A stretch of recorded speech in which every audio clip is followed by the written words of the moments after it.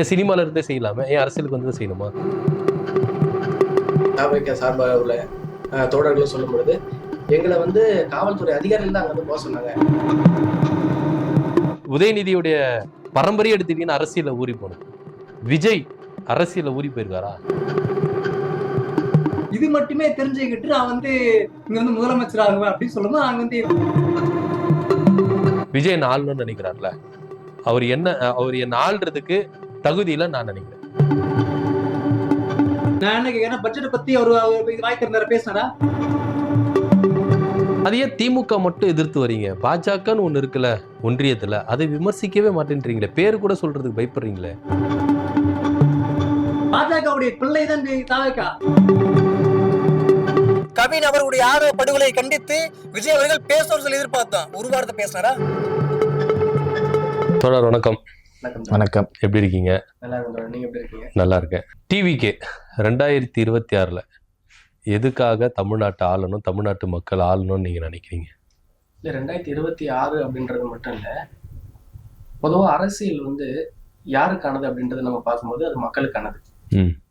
மக்களுக்கான அரசியலை இன்னைக்கு நிறைய பேர் பண்ணாம, குறிப்பா ஆளுங்கட்சி பண்ணாம, ஒரு தனிப்பட்ட குடும்பத்திற்கான ஆட்சியாகவோ அல்லது அவங்களுடைய நலனுக்காக மட்டுமே ஆட்சி பண்றது மக்கள் ஆட்சி கிடையாது. அது ஜனநாயகத்துக்கு எதிரானது. சரி. அப்போ இதையெல்லாம் வந்து அந்த விஜய் அவர்கள் பார்க்கும்போது தமிழ்நாட்டு மக்கள் சினிமால தனக்குன்னு ஒரு அங்கீகாரத்தை கொடுத்தாங்க. அந்த அங்கீகாரத்தை கொடுக்கிற பட்சத்துல தமிழ்நாட்டு மக்களுக்கு நன்றி கடனா நம்ம என்ன பண்ணலாம் அப்படின்னு அவருடைய வெகுநாள ஒரு வேட்கை. அது அரசியல் மூலமா தமிழ்நாட்டு மக்களுக்கு நம்ம செய்யணும்னு நினைக்கும் போது தமிழ்நாட்டு மக்கள் அவருக்கு அமோகமாக வரவேற்பு கொடுக்குறாங்க. ஒவ்வொரு இல்லத்திலும் ஒவ்வொரு உள்ளத்திலும் அண்ணன் விஜய் அவர்கள் இருக்கிறதுனால தமிழக வெற்றி கழகம் மிகப்பெரிய ஒரு 2024 ஒரு தாக்கத்தை ஏற்படுத்தியிருக்கு. குறிப்பா சொல்ல போனா தமிழக அரசியலே தமிழக வெற்றி கழகத்தை மையமா வச்சுதான் போயிட்டு இருக்கு. சரி, இப்போ மக்களுக்கு நன்றி கடன் செலுத்துறதுக்கு விஜய் அவர்கள் அரசியல் மூலியமா வராரு அப்படின்றீங்க. இப்ப எனக்கு கேள்வி என்னன்னா, ஏன் அது அரசியலுக்கு வந்துதான் மக்களுக்கு நன்றி கடனா இருக்கணுமா? சினிமால இருக்கும்போதே அவர் அவங்க உச்சத்துல வச்ச மக்களுக்காக என்ன நன்றி கடன் செஞ்சிருக்கிறாரு, ஏன் சினிமால இருந்தே செய்யலாமே, ஏன் அரசியலுக்கு வந்து செய்யணுமா? இல்ல, நீங்க கேக்குற கேள்வி கரெக்ட். இப்ப பாத்தீங்கன்னா அவருடைய மக்கள் இயக்கம் சார்பாக அநேக நல்ல திட்டங்களை அவர் தொடர்ந்து ஒரு 20 வருஷமா பண்ணிட்டு இருக்காங்க. இப்ப நீங்க கேட்டீங்களா ஏன் அரசியலுக்கு வந்துதான் பண்ணணுமான்னு, அண்ணன் உதயநிதி அவர்கள் இருக்காங்க, நம்முடைய மாண்புமிகு தமிழ்நாட்டுடைய துணை முதலமைச்சர். அவர் வந்து சினிமாவில் நடிச்சிருக்காரு, சினிமாவில் நடிச்சு அவருக்கு சம்பளம் வருது, ப்ரொடியூஸ் பண்றாங்க, ப்ரொடியூஸ் பண்ணி சம்பளம் வருது, விநியோகம் பண்றாங்க, விநியோகம் பண்ணி சம்பளம் வருது. ஏன் அரசியல் வந்து அவர் நல்லா செய்யணுமா? நீங்க தான் முன்னாடியே சொல்லிட்டீங்களே வாரிசு அரசியல் வராங்கன்னு. அவங்க தாத்தா அரசியல் இருந்திருக்காரு, தமிழ்நாட்டு ஆண்டு இருக்கிறாரு, அதே சினிமா துறையில இருந்திருக்கிறாரு. அவருடைய அப்பா மு.க. ஸ்டாலின் அவர்கள் அவரும் சினிமா துறையில இருந்திருக்கிறாரு, நாட்டை ஆள்றாரு. அவருடைய வாரிசு மகன் அவரும் வந்துடுறாரு. இதுக்கு விஜய்க்கும் இதுக்கும் சம்பந்தமே இல்லையே. நீங்க ஒப்பிட முடியாதுல்ல. நீங்க விஜய்யும் உதயநிதியும் ஒப்பிட முடியாது. ஏன்னா உதயநிதியுடைய பரம்பரையை எடுத்துட்டீங்கன்னா அரசியல ஊறி போனது. விஜய் அரசியல ஊறி போயிருக்காரா? ஒப்பிட முடியாதுல்ல. நம்ம விஜயும் உதயநிதியும் ஒப்பிட முடியாதுல்ல. நடிகரா ஒப்பிடலாம்ல. நடிகரா கூட எப்படி நீங்க ஒப்பிட முடியும்? நீங்க உச்சத்துல இருக்கீங்க. நீங்க சினிமா துறையிலே எடுத்துக்கிட்டா கூட விஜய் இங்க இருக்கிறாரு, உதயநிதி இங்க இருக்கிறாரு. அரசியல்ல உதயநிதி இங்க இருக்கிறாரு, விஜய் இங்க இருக்கிறாரு. நீங்க ரெண்டுத்திலே ஒப்பிட முடியாதுல்ல. அரசியல்ல நீங்க இருக்கிறான்னு எதன் அடிப்படையில் சொல்றீங்க? அது நீங்களே சொல்லிட்டீங்க, அது குடும்ப பின்னணின்னு. இல்ல, குடும்ப பின்னணி மாத்திரம் நான் சொல்லல, உழைப்பு இருக்கு. இப்போ உதயநிதி வந்து அரசியல் நிக்கிறாரு. இதே ஸ்டாலின் அவர்கள் என்ன சொல்றாருன்னா, நான் மக்கள் பொறுப்புகிட்ட கொடுத்துட்றேன், சேப்பாக்கம் தொகுதியில நிக்க வைக்கிறேன், மக்கள் தேர்ந்தெடுத்து அனுப்புங்க, இல்லாகாட்டி உங்க இஷ்டம் அப்படின்னு சொல்லிட்டு சொன்னவர் நம்முடைய முதலமைச்சர் மு.க. ஸ்டாலின் அவர்கள். மக்களுடைய பிரதிநிதியா தான் வராரு. நான் இதான் ஒப்பிடுறேன். நீங்க சினிமா துறையிலயும் சரி, அரசியலும் சரி, உதயநிதியோட விஜய் ஒப்பிடவே முடியாது. சரி தொடர், நீங்க சொன்னீங்க மக்கள் தேர்ந்தெடுக்கிறாங்க. அந்த களம் அவருக்கு எப்படி கிடைக்குது? ஒரு சாதாரண ஒரு வெகுஜன மக்களுக்கு அந்த களம் கிடைச்சிருமா? ஒரு எம்எல்ஏ நிக்கிற அந்த தொகுதி கிடைச்சிருமா? அப்போ உதயநிதி ஸ்டாலின் அவர்களுக்கு கிடைக்கிறது எதனால? அவருடைய பின்னணியினால கிடைக்குது. ஒரு எளிய குடும்பத்தில இருந்து அல்லது ஒரு சாதாரண வெகுஜன மக்களுக்கு அந்த பொறுப்பு கிடைச்சிருமா? சரி. அப்போ அந்த பதவியே அங்க என்ன ஆகுதுன்னா அந்த பின்னணியின் மூலமா கொடுக்கப்படுது. ஆனா விஜய் அவர்கள் அப்படி கிடையாது. அவருடைய சினிமா பயணத்துல அவர் உங்களுக்கே தெரியும், நிறைய பத்திரிகைகள் விமர்சிச்சிருக்கு.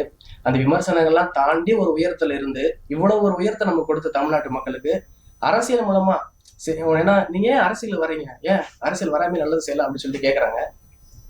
அதிகாரத்தின் மூலமா சில நல்லது செய்ய முடியும். அது வந்து எப்படின்னா பல அதிகாரங்கள் வந்தாதான் அதிகாரத்தின் மூலமா நிறைய ஒடுக்குமுறை. இப்ப பாத்தீங்கன்னா அநேக பாலியல் வன்கொடுமைகள் இருக்கு, இப்ப ஆணவ படுகொலை நடந்துட்டு இருக்கு. இதுக்கெல்லாம் வந்து அதிகாரத்துல இருக்கிறவங்க எதுவுமே பண்றது இல்லை. இந்த இடத்துல நான் முரண்படுறேன். அதிகாரத்துல இருந்தாதான் நம்ம வந்து அந்த ஒடுக்குமுறைகள் நல்லது செய்ய முடியும் அப்படின்றீங்க. இப்போ ஆல்ரெடி அதிகாரத்துல திமுக இருக்குது, இருந்தது அதிமுக. இந்த 2 கட்சிகளும் தமிழ்நாட்டை ஆண்டு இருக்கிறாங்க. திமுக ஓரளவுக்கு கட்டமைப்புகளை, தமிழ்நாட்டுல கட்டமைப்புகள் ஆட்சியில் அதிகாரத்தில் இருந்தபோது எந்த அளவுக்கு வளர்ச்சியின் பாதையில கொண்டு வந்தது அப்படின்றது நாடே அறியும். இதே விஜய் அவர்கள் அரசியலுக்கு வராம திரு மு.க. ஸ்டாலின் அவர்களுக்கு ஐடியா கொடுக்கலாமே, தமிழ்நாட்டை இந்த மாதிரி கட்டமைப்பு கொண்டு வாங்க, ஒடுக்குமுறைகள்லாம் இது பண்ணாங்க, அது இவர் வந்துதான் மாத்தணுமா நான் கேட்கிறேன். இல்ல அப்படி வந்து மாத்துறதுனால என்ன தவறு நீங்க நினைக்கிறீங்க? இப்போ அது தவறா இருக்க முடியாது. இல்ல தவறு என்ன நினைக்கிறீங்கன்னு கேக்குறீங்களா? ஐடியாவும் கொடுக்கலாம். இல்ல நீங்க கேக்குறீங்களா அதுல என்ன தவறு இருக்குது? ஒரு சாமானிய மக்கள், நான் பத்திரிகையாளரா இல்லாம நெறியாளரா இல்லாம ஒரு சாமானிய மக்கள், நான் ஓட்டு போடுற இந்திய குடிமகனுடைய ஒரு பிரதிநிதியா நான் கேட்கிறேன். விஜய் என்ன ஆளணும்னு நினைக்கிறாருல, அவர் என்ன ஆள்றதுக்கு தகுதியில நான் நினைக்கிறேன். ஏன்னா நீங்க என்ன தவறு இருக்குதுன்னு கேக்குறீங்களா? அதுக்காக சொல்றேன். மக்களுக்காக நல்லது செய்ய வரேன் அப்படின்னு சொன்னவர் மக்களை அம்போன்னு விட்டுட்டு போனவர் தான் கரூர் விவகாரத்துல. இது சாமானியனா நான் கேட்கறது. இல்ல இப்ப நீங்க வந்து நம்ம ஒரு தொலைவில இருந்து பாக்குற கரூர் சம்பவம் இப்படி நடந்துச்சு, விஜய் அங்கிருந்து வந்துட்டாருன்னு தான் பாக்குறோம். ஆனா அங்க நடந்த சம்பவம் என்னன்னு மரியாதைக்குரிய ஆதவ அர்ஜுனா அவர்களோ அல்லது தவிக சார்பாக உள்ள தோழர்களோ சொல்லும் பொழுது எங்களை வந்து காவல்துறை அதிகாரிகள் தான் அங்க வந்து போக சொன்னாங்க. ஏன்னா விஜய் அவர்கள் பேசிட்டு இருக்கும் போதே அங்க வந்து செருப்பு வீசப்பட்டது. அப்போ இந்த மாதிரி சம்பவம் நிகழ்ந்த பிறகு விஜய் அவர்கள் அங்க இருக்கக்கூடாது, இன்னும் கலவரங்க பெருசா ஆகும் அப்படின்றதால அது வந்து நீதிமன்றமே இப்ப சொல்லியிருக்காங்க.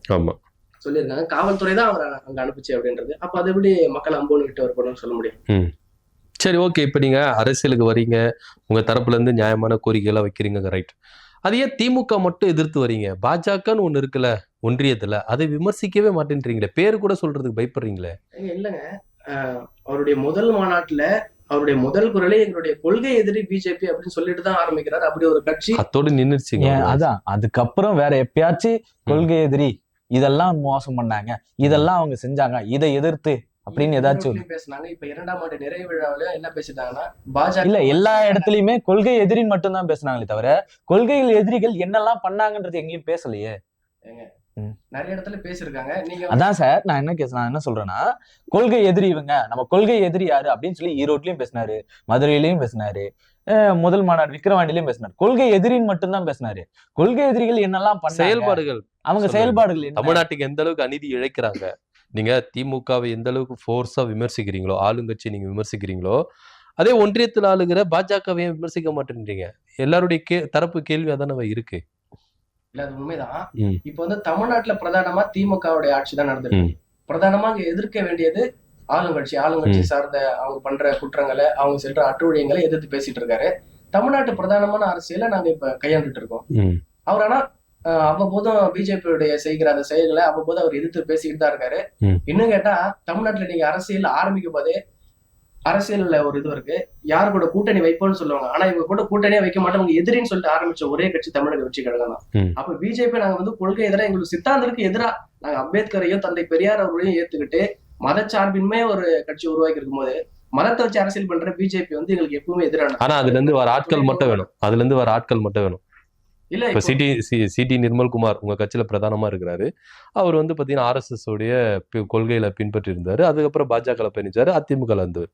ஊழல் சக்தி அப்படின்னு சொல்ற அதிமுக இருந்து வந்த செங்கோட்டையன், அதாவது நீங்க வந்து கட்சியை தான் நீங்க வந்து கொள்கை எதிரி அப்படின்னு ஆட்களை கிடையாது. அங்கிருந்து வந்த கொள்கைகளை ஊறி போயிட்டு வெளியே வந்தவங்களை நீங்க வந்து எதுவுமே பண்றது இல்ல. இல்ல நீங்க செங்கோட்டையன் அவர்கள் கூட சொன்னீங்க, அவங்க அங்கிருந்து வந்திருக்காங்க, பிஜேபில இருந்து வந்திருக்காங்க அப்படின்னு சொல்றீங்க.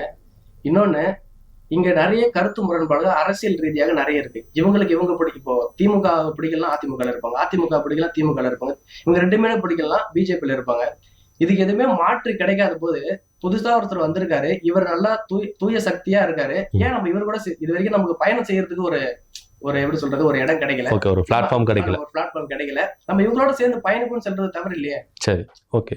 இப்போ அடுத்தபடியா உங்ககிட்ட அவர் சொல்றதுலயும் நம்ம வந்து கொஞ்சம் உற்று கவனிக்க தான் இருக்கு. அதிமுக ஆண்டுருச்சு, ஒரு ரெஸ்பான்ஸும் கிடையாது, ஒரு வளர்ச்சியும் கிடையாது. திமுக ஆண்டு இருக்கு, அதுல அந்த ஆட்சியிலயும் வந்து பாத்தீங்கன்னா ஏகப்பட்ட குறைபாடுகள் தான் இருக்கு. புதுசான ஆட்சி தரேன் அப்படின்னு ஒருத்தர் வராருல, ஒரு ஜனநாயக நாட்டுல எல்லாருக்கும் அந்த உரிமைகள் இருக்கு, ஏன் அவரை வரக்கூடாது அப்படின்னு திமுக நினைக்குது? அரசியலுக்கு முன்னாடி சொன்ன மாதிரிதான், அரசியலுக்கு நாங்கள் அவர் வருவதை தடுக்க அவருடைய கொள்கை கோட்பாடு சித்தாந்தம் தவறா இருக்கு அப்படின்னு நாங்க எதன் பேசல நீங்க சொல்றீங்க? சரி, அவர் வந்து தமிழ் தேசியம் திராவிடமும் ஒண்ணுன்னு சொல்லி பேசினார். ஆமா, ஆனா அப்புறமேட்டுக்கு அவங்க கட்சிக்காரங்க என்ன பேசுறாங்கன்னா, ம். எங்க தலைவர் இப்படி பேசவே இல்லைங்க, ம். தமிழ் தேசியமும் திராவிட ஒண்ணு சொல்லி கட்சிக்காரருக்கு எங்க தலைவர் பேசவே இல்லை, ம். நீங்க எதுக்காக போய் சொல்றீங்க ம். அப்படின்னு சொல்லிட்டு அவர் வந்து பேசினாரு. ம். அது தெரிஞ்ச விஷயம். அப்போ கொள்கையில முரண்பாடு இருக்கு. ம். ஒண்ணு தமிழ் தேசியமா இல்ல திராவிடமா? ம். தமிழ் தேசியம் திராவிடம் ஒன்றுதான் என்பது ஆய்வுபூர்வமாக சொல்லப்பட்ட ஒன்றுதான். அதுல வந்து எந்த மாற்று ஒரு கருத்தும் கிடையாது. ம். அப்போ திராவிடம்னா இதுதான் திராவிடம், தமிழ் தேசியம் என்றால் இதுதான் தமிழ் தேசியம். தமிழ் தேசியம் என்பது சாதி ஒழிப்பு என்பதை கட்டமைப்பது தமிழ் தேசியம். ம். எல்லாரும் ஒன்றாக இருப்பது தமிழ் தேசியம். திராவிடம் என்பது பண்பாட்டை கலாச்சாரத்தை மீட்டுக் கொடுக்கக்கூடிய, ஆரியத்தை எதிர்க்கக்கூடிய ஒரு சொல் தான் திராவிடம் அப்படிங்கிற ஒரு சொல்லு. ம். இது வந்து அன்றைக்கே பேசப்பட்ட ஒரு சொல்லு. ம். அப்போ திராவிடம் தமிழ் தேசியம் உங்களுடைய கொள்கை என்று கேட்டால் அதுவே இன்னும் தெரியாமல் இருக்கு. அதை விட்டுருங்க, கொள்கையினுடைய 5 பேர் யாராரு, ம். அந்த 5 பேரு சொல்லுங்க அப்படின்னு சொல்லி பார்த்தா அதுவும் தெரியல. ம். அப்போ நீங்க அரசியலுக்கு வரப்போ நீங்க வரப்போ ம். இது எதுவுமே தெரியாம வந்துகிட்டு, ம். எனக்கு வந்து என்ன தெரியும், எனக்கு வந்து நான் டான்ஸ் ஆடுவேன், ம். நான் வந்து பாட்டு போடுவேன், ம். நான் வந்து மிமிக்ரி பண்ணுவேன், ஏங்க இப்போ நான் நினைக்கிறேன் இல்ல ம். இது மட்டுமே தெரிஞ்சுக்கிட்டு நான் வந்து இங்க வந்து முதலமைச்சர் ஆகுவேன் அப்படின்னு சொல்லும்போது நாங்க வந்து இல்ல இப்போ அவர் என்னன்னா எது வரைக்கும் தான் பழையமாவே அரசியலே இருப்பீங்க. இப்ப ஜெனரேஷன்லாம் மாறிடுச்சு. ம். இப்ப அதே மாதிரி பழைய டைலாக்கவே ஓட்டிட்டு இருக்கீங்க. புதுசா அரசியல் வாங்க, ஜென்சி கிட்ஸ்ன்னு வந்துட்டாங்க. இந்த ஜென்சி கிட்ஸுக்கு இந்த மாதிரியான அரசியல் தான் கொடுக்கணும். நீங்க கலை, பண்பாட்டு, ஆதி காலத்துடைய திராவிட கொள்கைகள், தலைவர்கள் இவர்களை பத்தி பேசாதீங்க. ஜெனரேஷன் மாறிச்சுங்க. அப்போ வந்து மொழி ஜெனரேஷன் இல்ல மொழி அழிக்கிறது இல்ல, அவர் அப்படி சொல்றாரு. அதுதான் நான் கேக்குறேன், மொழி அழிக்கிறது அவர் சொல்லவே இல்லையே. அப்போ அப்படி நீங்க அரைச்சமாவே அரைக்காதீங்க, பழைய டைலாக்கே ஓட்டாதீங்க, புதுசா மாறுங்கன்றாரு விஜய். ஏன் மாத்தி எடுத்துட்டு வர முடியாது? முதல்ல வந்து அவரு வந்து அப்டேட்டா இருக்க சொல்லுங்க. ம். சரிங்களா? எங்க பேசுவோம்னா ம். நான் என்ன கேக்குறேன், பட்ஜெட் பத்தி அவரு வாய் திறந்தார பேசினாரா? ம். பாஜக வந்து பட்ஜெட் தமிழ்நாடு மக்களை வஞ்சிக்கிறது, ம். தமிழகத்தை வஞ்சிக்கிறது, ஒரு அறிக்கை ம். ஒண்ணு ரோட்டுக்கு அந்த பக்கம் இல்ல, ரோட்டுக்கு இந்த பக்கம் இல்ல, ம். இதான் ஒண்ணு சொல்லுங்க. தமிழ்நாட்டில் பாஜக வந்து ஒண்ணு இல்ல, பாஜகவுடைய பட்ஜெட் என்பது ஏற்றுக்கொள்ள சரியாக இருக்குது, ம். ஒண்ணு ஆமான்னு சொல்லுங்க, இல்ல இதை ஏற்றுக்கொள்ள முடியாது இல்லன்னு சொல்லுங்க. எதுவுமே சொல்ல மாட்டாரு, வாய் திறக்காம இருக்காரு இவரு. ம். பாஜகவுடைய பிள்ளைதான் தாவேக்கா, ம். அதையும் பேச மாட்டீங்க. ஏங்க நீங்க அப்படி சொல்றீங்க, ஆமா. பாஜகவின் பிள்ளை தாவேக்கான்னு சொல்றீங்க. ஆமா, ஆனா விஜயோடைய நோக்கம் என்னவா இருக்கு?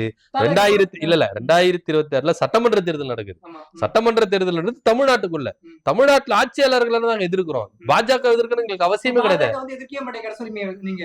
அவங்க எதிர்க்க மாட்டேன்னா சொல்லல. இப்ப இருக்கிற சூழ்நிலைக்கு சட்டமன்ற தேர்தல் தமிழ்நாட்டுக்கான தேர்தல். அப்படி இருக்கும்போது தமிழ்நாட்டுல பிரதானமா இருக்கிறது இல்ல தமிழ்நாட்டுல பிரதானமா இருக்கிறது திமுகவை. திமுகவை நாங்க எதிர்க்கிறோம், நீங்க பாஜக எதிர்க்கலன்னு சொல்றீங்கன்னு கேக்குறாரு. பட்ஜெட் விஷயத்தை பத்தி இல்ல, பொதுவாக சரி நான் என்ன சொல்றேன்னு வச்சுக்கீங்களேன், இப்ப ஒருவேளை தமிழ்நாட்டுல வந்து இங்க வந்து பாஜக வந்து ஆட்சிக்கு வந்துச்சுன்னா நீங்க என்ன பண்ணுவீங்க? நீங்க அப்ப எதிர்த்துட்டு போறாங்க. நான் என்ன கேட்கறேன்னு வச்சுக்கேன், உங்களுடைய கொள்கைக்கு எதிர்த்து பாஜக இருக்கீங்களா இல்லையா? அப்படி எதிர்த்து நீங்க பேசுங்க. எதுக்காக மக்களை நீங்க வந்து வஞ்சிக்கிறீங்க? திருப்பரங்குன்ற விஷயத்தை பத்தி இதுக்கு வாய் திறந்திருக்காரா? சொல்லுங்க பாக்க, பேசிருக்காரா? எதற்காக பேசவே இல்ல? ஈரோட்ல பேசினார்ல, ஈரோட்ல போயிட்டு எங்க தலைவர் வந்து பாஜக எதிர்த்தார். கொள்கை எதிரி எவ்வளவுதான். கொள்கை எதிரி பாஜக, பேசுங்க, ஓப்பனாக பேசுங்க. இந்த கொள்கைகளுக்கு எதிராக இருக்கிறது. இங்க பேசினாரு, இங்க மதுரை மாநாட்டுல போயிட்டு பேசினாரு. மதுரை மாநாட்டுல எல்லாரும் எதிர்பார்க்கப்பட்டார்கள், எல்லாரும் எதிர்பார்த்தோம். கவின் அவர்களுடைய ஆதரவு படுகொலை கண்டித்து விஜய் அவர்கள் பேசுவார் சொல்லி எதிர்பார்த்தோம். ஒரு வார்த்தை பேசினாரா? ஒற்றை வார்த்தை பேசினாரா? ஒருத்தோட பேசவே இல்லை. எதற்காக பேசவே இல்லை? ஏன்னா அங்க வந்து அது இப்படி நம்ம பேசினா தலித் மக்களுடைய வாக்குகள் நமக்கு கிடைக்காது. அப்ப சாதி பார்த்து இவர் தான் வாழ்க்கை கேட்கிறார் அப்படின்னு ஒரு அடையாளம் இருக்குல்ல இல்லையா? சிறுபான்மை சமூக மக்களுக்காக நான் வந்து வரேன்னு சொல்றேன் இல்லையா? 5 கொள்கை தலைவர்களே சாதி தலைவர்கள் தானே. 5 கொள்கை வச்சிருக்காங்களே, சாதி பத்தி தானே வச்சிருக்காங்க அப்படின்ற ஒரு பேச்சும் தமிழக அரசியல் வட்டாரத்துல போய் தானே இருக்கு. இல்ல அதாவது அவருடைய கான்செப்ட் என்ன தெரியுமா? இங்க வந்துட்டு பாஜக சொல்ற வேலையை செய்யணும். ஏன்னா பாஜகவால இங்க வந்து நேரடியா வந்து வர முடியல, வந்தாலும் ஒண்ணும் பண்ண முடியல. ஆனா மாற்ற என்ன பண்றீங்க இருக்க சொல்லி பாத்தீங்கன்னா திமுக இருக்குது, இங்க வந்து தாவேக்கா இருக்கு. தாவேக்கா வந்து இப்பதான் உள்ள வருது. இப்போ தாவேக்கா வருகின்றப்ப என்ன ஆச்சு அப்படின்னு சொல்லி பாத்தீங்கன்னா கரூர் நடந்த பத்தி பேசுறாரு அவரு. இப்ப கரூர்ல நான் என்ன சொல்றேன்னா அங்க காவல்துறை தான் வந்து அனுப்பிச்சு அப்படின்னு சொல்றாரு அவரு. ஆட்சியாளர்கள் மேல அதான் நானும் கேக்குறேன். நான் என்ன கேக்குறேன், முதல்ல அந்த உள்ள வரப்போ நாமக்கல்ல இருந்து விஜய் அவர்கள் வந்து கரூருக்கு வரப்போ முதல் பேச்சு என்ன பேச்சா இருந்துச்சு? காவல்துறைக்கு நன்றி சொன்னாரு. காவல்துறைக்கு நன்றி சொன்னாரா இல்லையா? காவல்துறை இருக்கு பாதுகாப்பா வந்து சொன்னாரா இல்லையா? இல்ல அவரு ஆனா அப்ப குறித்த நேரத்துக்கு அவருக்கு வந்துட்டுமா இல்லையா? குறித்த நேரம் தவற விட்டாச்சு. காவல்துறை சிறப்பா செயல்பட்டு சொல்லியாச்சு. அந்த வீடியோல ஃபுல்லா பார்ப்போம். காவல்துறை எல்லாம் என்ன பண்ணாங்கன்னா, காவல்துறையே பல பேர் என்ன பண்ணாரு, உடனே அவங்களுக்கும் கூட்ட நெரிசல இது பண்ண முடியல. அந்த அளவுக்கு அவங்களும் உடல் வந்து தான் போனாங்க. அவங்கள பாதுகாத்து கொண்டு தான் இருந்தாங்க, எல்லாத்தையும் பாதுகாத்தாங்க, முடிஞ்சவங்களுக்கு எல்லாத்தையும் பண்ணாங்க. அன்னைக்கு எங்க உடனடியாக வந்து செந்தில் பாலாஜி எப்படி வராரு சொல்லி கேக்குறாங்கல்ல, அதிமுக மாவட்ட செயலர் தான் வந்திருந்தாரு அவரு. தாவேக்காக தவிர மற்ற கட்சிகள் எல்லாரும் வந்து நின்னாங்க அந்த காலத்துல. கரூர் சம்பவத்துல தாவேக்கா வந்துச்சுங்களா? யாராவது நின்னாங்களா? அன்னைக்கு ஒருத்தர் பேசினாங்களா? அன்னைக்கெல்லாம் எதுவுமே பேசாத இப்ப வந்து பேசிட்டு இருக்கிறாங்க. இப்போ வரைக்கும் சொல்றாங்க இந்த வழக்கு கரூர் சம்பவம் என்பது சிபிஐக்கு மாற்றப்படவில்லை என்று சொன்னால் இந்த நாட்கள் வரை தமிழக வெற்றி கழகத்துடைய புஷியான தலைவராக தான் இருப்பாரு. விஜய் வந்து வீட்டு விட்டு வெளியே வந்திருக்க மாட்டாரு. அவரு சிபிஐ வழக்கு கைமாறதுக்கு பிறகுதான் வந்து இங்க வந்து வெளியே வந்தாங்க. அதனாலதான் அவங்க சிபிஐக்கே போயிருக்காங்க. எஸ்ஐடில இருந்தா எஸ்ஐடி கேட்டது யாரு? இல்ல அவர்களுக்கு எஸ்ஐடி கேட்டது. எஸ்ஐடி கேட்டது யாருன்னு கேக்கல. எஸ்ஐடி டீம் கேட்டது யாரு? எஸ்ஐடி உயர்நீதிமன்றம் கொடுத்தது. சிபிஐ வேணும்னு சொல்லிட்டு ஆலோசனை கேட்டாரு. இல்ல அதுக்கு முன்னாடி கேட்டது வந்து அத பாஜக அதிமுக கேட்டுச்சு. சரி ஏன்னா வச்சுக்க அதிமுக பிளான் என்னன்னா, சரி நான் மட்டும் மாட்டிக்கிட்டேன், சிபிஐ வழக்கு எங்க மேல அதிகமா இருக்குது, பாஜக நான் மட்டும் மாட்டிட்டு நீ வந்து மாட்டி சொல்ல சிபிஐ வழக்கு போட்டாங்க. அதனால சிபிஐ கை மாறிச்சு. சிபிஐ வழக்குக்கு பிறகு விஜய் அவர்கள் வந்து பாஜக எதிர்த்து பேசினாரா? அதுக்கு முன்னாடி பேசினாரு. அதுக்கு முன்னாடி கூட இங்க பேசவே இல்லையா? பேசல. பாயாசம் பேசினாரு, வடை பாயாசம் அப்படி பேசினாரு, இல்லைன்னு சொல்லவே இல்லை. ஆனா அதற்கு பிறகு அவருடைய செயல்பாடு நீங்க பாத்தீங்களா? இன்றைக்காவது கடுமையா எதிர்த்து பாஜக எங்களுடைய நாட்டை வஞ்சிக்கிறது, எங்கள் மொழியை வஞ்சிக்கிறது, எங்கள் மொழிக்கான நிதியை நீங்க சரியா ஒதுக்கல பேசலாமா இல்லையா? ஓகே, நீங்க சொல்றதெல்லாம் கரெக்டான ஒரு நடைமுறைக்கான ஏற்ற வாதம் தான்.